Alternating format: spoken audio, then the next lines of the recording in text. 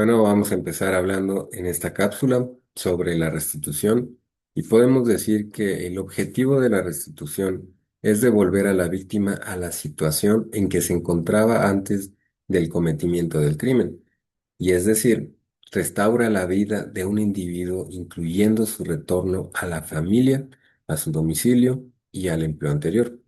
El primer objetivo de las medidas de reparación debe ser la restauración, toda vez que el retorno a la familia, casa o anterior empleo coadyuvaría a cesar las violaciones de derechos.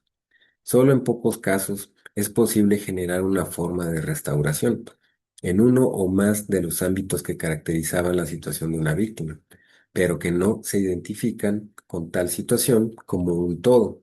Por ejemplo, favorecer el reintegro al empleo o al regreso a la familia permite que una persona regrese a vivenciar una dimensión de su situación anterior, pero esto no borra los efectos que éstas generan en su comportamiento familiar y laboral. No obstante, también podemos decir que cuando resulte imposible la restitución, es necesario optar por las otras medidas de reparación existentes. Por eso también tenemos la indemnización monetaria, y la indemnización es una forma de alivio económico que debe abarcar todos los daños, pérdidas o perjuicios causados, incluyendo el daño físico, psicológico y material. Esta debe ser considerada como el daño económico, que es suficientemente cuantificable y debe ser apropiada y proporcional según la gravedad del crimen y circunstancias del hecho. También existir fondos disponibles.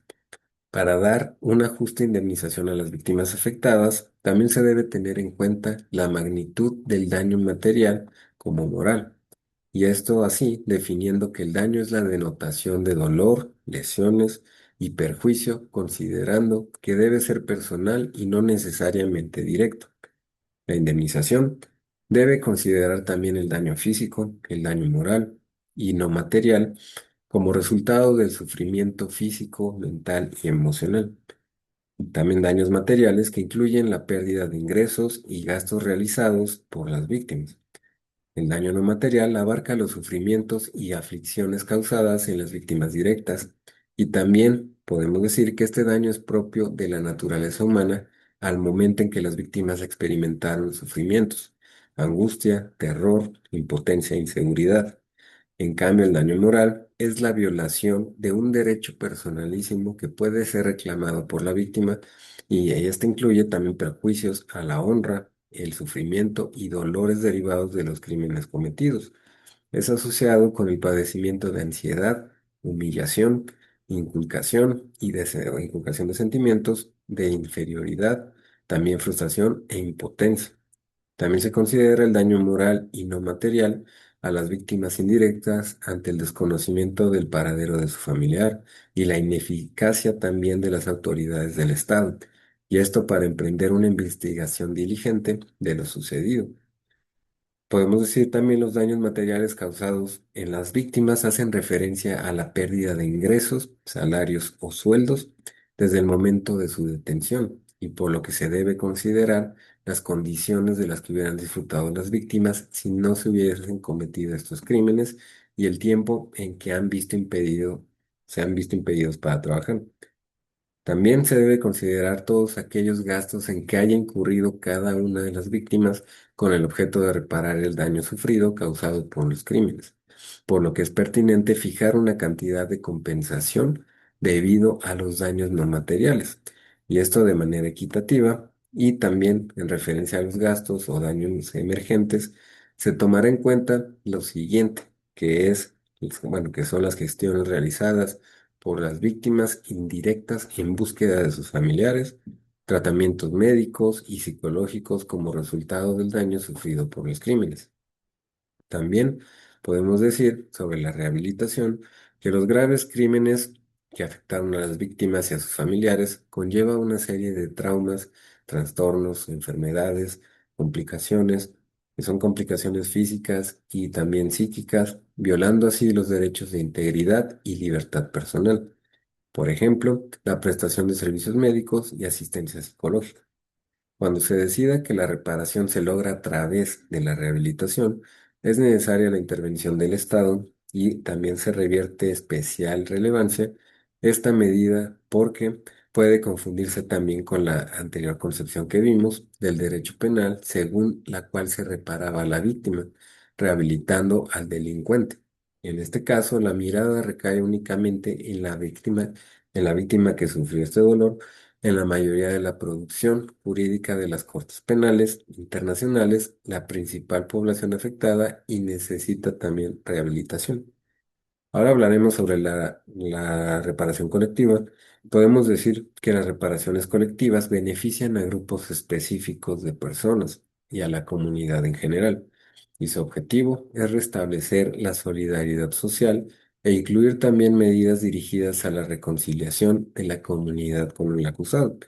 En la jurisprudencia también existen las modalidades de reparación colectiva que van dirigidas al Estado. Y esto porque los beneficiarios se entienden que es la sociedad en su conjunto.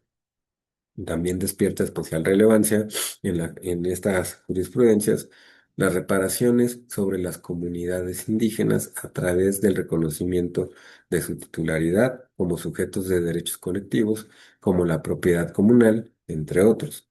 La reparación colectiva considera también las siguientes formas de reparación, como las medidas de satisfacción y las garantías de no repetición. Generalmente corresponden a las medidas tomadas por el Estado, en tanto que representan actos simbólicos para las víctimas y en algunos casos cambios en la normativa vigente. Las medidas de satisfacción son medidas de reparación no pecuniaria destinadas a restablecer la dignidad y dignificar la memoria de las víctimas, así como de sus familiares. También son medidas que entregan reparación a la víctima de forma simbólica o representativa, teniendo así un impacto en la comunidad y en el entorno social al interior del Estado. Las medidas de satisfacción buscan reconocer la dignidad de las víctimas, ayudar también a reorientar su vida y también transmitir un mensaje de reprobación oficial de los graves crímenes cometidos.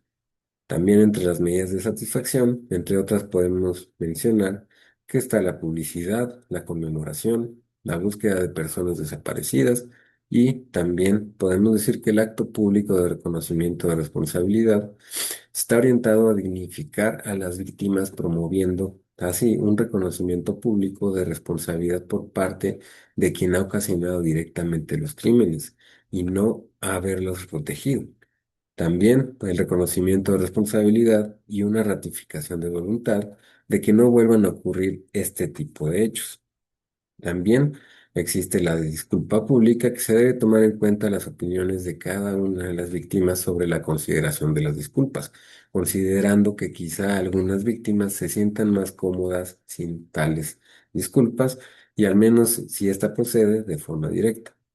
Sobre las garantías de no repetición, podemos decir que las garantías trascienden la condición individual de las víctimas para centrarse así en las causas sociales, legales y políticas, y que estas que crearon una situación de graves violaciones a los derechos de las mismas. Y se debe tener en cuenta dos requisitos importantes, como es la supresión de normas y prácticas de cualquier naturaleza que impliquen violación a los derechos humanos. Y también tenemos la expedición de normas y el desarrollo de prácticas conducentes a la efectiva observancia de dichos derechos. Las garantías de no repetición se pueden dividir en dos grupos y tenemos a las medidas de capacitación y formación sobre derechos humanos y también tenemos a la adopción de medidas en el derecho interno. Por esto es que estas últimas tienen especial relevancia en el derecho internacional de derechos humanos, debido a que las Cortes obligan a los estados, a través de sus sentencias, no solo a adecuar su derecho interno a los instrumentos internacionales de protección de los derechos, sino que obligan también a las autoridades a aplicar el principio de convencionalidad en sus sentencias. Esto quiere decir ver que su contenido se apegue al contenido de los instrumentos internacionales. Estas garantías de no repetición constituyen el mejor desarrollo jurisprudencial de la Convención Internacional de Derechos Humanos, toda vez que son la garantía de que los hechos no se vuelvan a repetir y para esto es necesario realizar transformaciones dentro del ordenamiento jurídico, como modificar también tipos penales.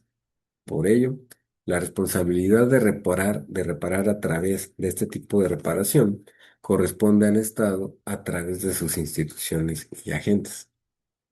Hasta aquí vamos a concluir esta cápsula y esta parte de la reparación integral. Para continuar en la siguiente cápsula vamos a empezar a hablar sobre tipos de daño y también evaluación de prejuicios.